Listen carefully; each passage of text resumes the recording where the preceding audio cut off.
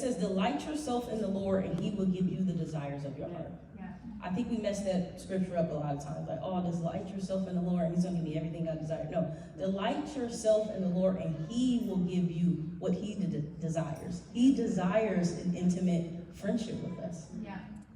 So let's keep going. I'm trying to walk through this.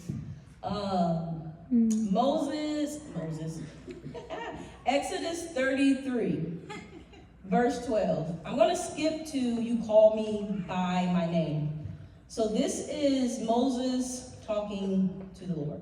You call me by my name and tell me I have found favor with you. Please, if this is really so, show me your intention so I will understand you more fully and do exactly what you want me to do. So as Moses has this gift of being able to meet with face to face, be able to meet with God face to face, it's also important to mention that the people of Israel did not have this access. But Moses has this gift. He has this access to meet with God. And this is what he's asking him.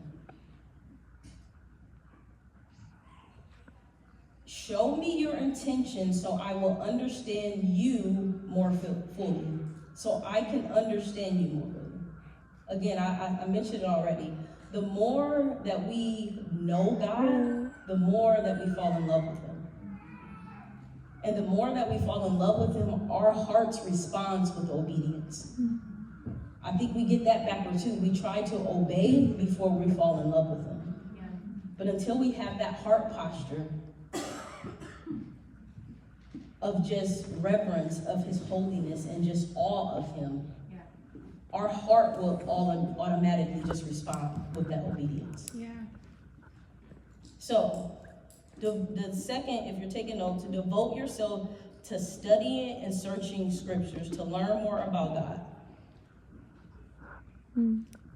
John 1 says, in the beginning, the Word was the Word, and the Word was with God, and the Word was God. There's no way that we can know God without reading this.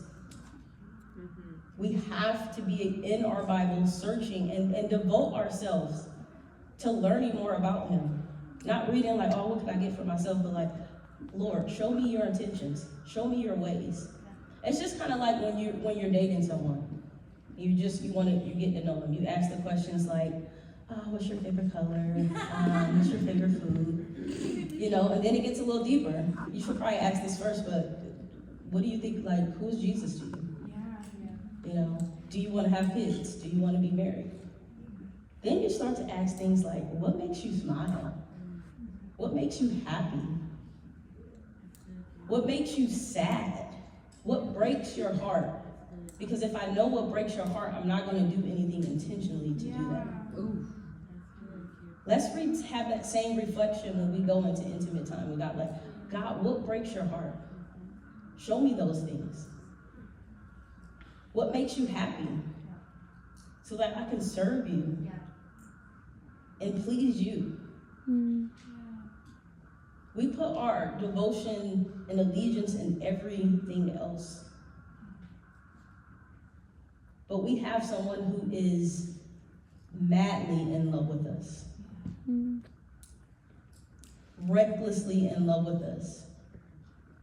And he will stop at nothing to pursue our hearts. That pursuit was magnified by what he did on the cross. And I think we should start there. I know we hear it all the time. We hear about the resurrection. But until that thing literally wrecks us,